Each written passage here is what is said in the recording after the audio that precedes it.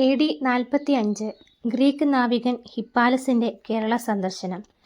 AD 52 saint Thomas കേരളത്തിൽ വന്നു എന്ന് വിശ്വസിക്കപ്പെടുന്നു.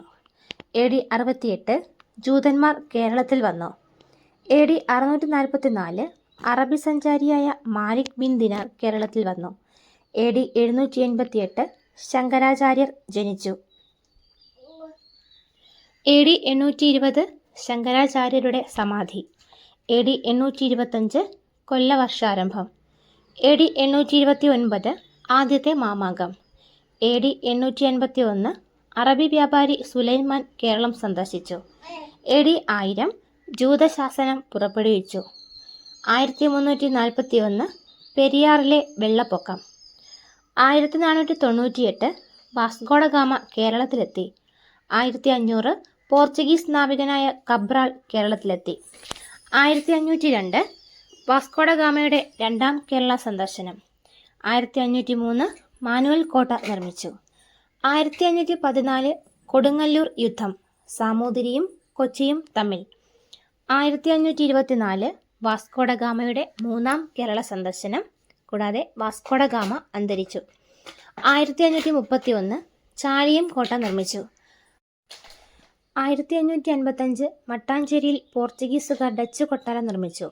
1567 മട്ടാഞ്ചേരിയിൽ ജൂതപ്പള്ളി നിർമ്മിച്ചു. 1599 ഉദയംപേരൂർ സുന്നഹദോസ്. 1600 കുഞ്ഞാലി നാലാമനെ പോർച്ചുഗീസുകാർ ഗോവയിൽ വധിച്ചു. 1653 കൂനൻകുരിശു സത്യം. 1678 മലയാള ലിപി ആദ്യമായി അച്ചടിച്ച ഹോർത്തൂസ് മലബാറിക്കസ് എന്ന കൃതി 12 വാല്യങ്ങളായി ആംസ്റ്റർഡാമിൽ നിന്ന് പ്രസിദ്ധീകരിച്ചു. 1695 അഞ്ചുതെങ്ങ് കോട്ട നിർമ്മിച്ചു. 1697 അഞ്ചുതെങ്ങ് കലാപം. 1721 ആറ്റിങ്ങൽ കലാപം. 1729 മാർത്താണ്ഡവർമ്മ തിരുവിതാംകൂറിൽ അധികാരത്തിൽ വന്നു. 1741 കുളച്ചൽ യുദ്ധം, മാർത്താണ്ഡവർമ്മയും ഡച്ചുകാരും തമ്മിൽ. 1750 തൃപ്പടിദാനം. 1753 മാർത്താണ്ഡവർമ്മയും പോർച്ചുഗീസുകാരും തമ്മിൽ മാവേലിക്കര ഉടമ്പടി ഒപ്പുവെച്ചു. 1755 അവസാന മാമാങ്കം. 1772 സംക്ഷേപഭേദാർത്ഥം റോമിൽ നിന്നും പ്രസിദ്ധീകരിച്ചു. 1789 ടിപ്പു സുൽത്താൻ നെടുങ്കോട്ട ആക്രമിച്ചു. 1792 ടിപ്പു സുൽത്താനും ബ്രിട്ടീഷുകാരും ശ്രീരംഗപട്ടണം ഉടമ്പടി ഒപ്പുവെച്ചു. 1793-97 ഒന്നാം പഴശ്ശി വിപ്ലവം. 1800-1805 രണ്ടാം പഴശ്ശി വിപ്ലവം. 1802 വേലുത്തമ്പി തിരുവിതാംകൂറിൽ ദിവാനായി. 1805 പഴശ്ശിരാജ അന്തരിച്ചു.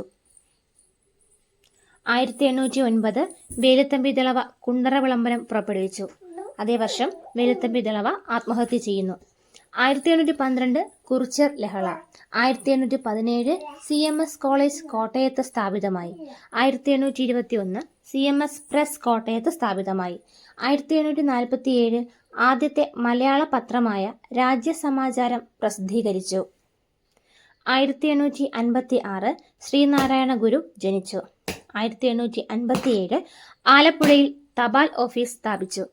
1859 കേരളത്തിലെ ആദ്യ കയർ ഫാക്ടറി ആലപ്പുഴയിൽ സ്ഥാപിതമായി. 1861 കേരളത്തിലെ ആദ്യ റെയിൽപാത സ്ഥാപിതമായി. 1865 പണ്ടാരപ്പാട്ട വിളംബരം. 1869 തിരുവനന്തപുരത്തെ സെക്രട്ടേറിയറ്റ് മന്ദിരം ഉദ്ഘാടനം ചെയ്തു. 1887 കോട്ടയത്തെ മന്നാനത്ത് നിന്നും നസ്രാണി ദീപിക പത്രം പ്രസിദ്ധീകരണം ആരംഭിച്ചു. 1888 ശ്രീനാരായണ ഗുരുവിന്റെ അരുവിപ്പുറം പ്രതിഷ്ഠ. കൂടാതെ മലയാള മനോരമ പത്രം പ്രസിദ്ധീകരണം ആരംഭിച്ചു. തിരുവിതാംകൂറിൽ ലെജിസ്ലേറ്റീവ് കൗൺസിൽ നിലവിൽ വന്നു. 1891 മലയാളി മെമ്മോറിയൽ സമർപ്പിക്കപ്പെട്ടു. 1895 മുല്ലപ്പെരിയാർ ഡാം ഉദ്ഘാടനം ചെയ്യപ്പെട്ടു. 1896 ഒന്നാം ഈഴവ മെമ്മോറിയൽ സമർപ്പിച്ചു. 1900 ബ്രിട്ടീഷ് വൈസ്രോയി ആയിരുന്ന കഴ്സൺ പ്രഭു തിരുവിതാംകൂർ സന്ദർശിച്ചു. കൂടാതെ രണ്ടാം ഈഴവ മെമ്മോറിയൽ സമർപ്പിച്ചു. 1903 SNDP സ്ഥാപിച്ചു. 1904 ശ്രീമൂലം പ്രജാസഭ നിലവിൽ വന്നു. 1905 സ്വദേശാഭിമാനി പത്രം അഞ്ചുതെങ്ങിൽ നിന്നും പ്രസിദ്ധീകരണം ആരംഭിച്ചു. 1906 രാമകൃഷ്ണപിള്ള സ്വദേശാഭിമാനി പത്രത്തിന്റെ പത്രാധിപരായി നിയമിതനായി. 1908 യോഗക്ഷേമ സഭ സ്ഥാപിതമായി. 1910 സ്വദേശാഭിമാനി രാമകൃഷ്ണപിള്ളയെ നാടുകടത്തി. 1912 ശ്രീനാരായണ ഗുരുവിന്റെ ശാരദാ പ്രതിഷ്ഠ. 1914 NSS രൂപീകൃതമായി.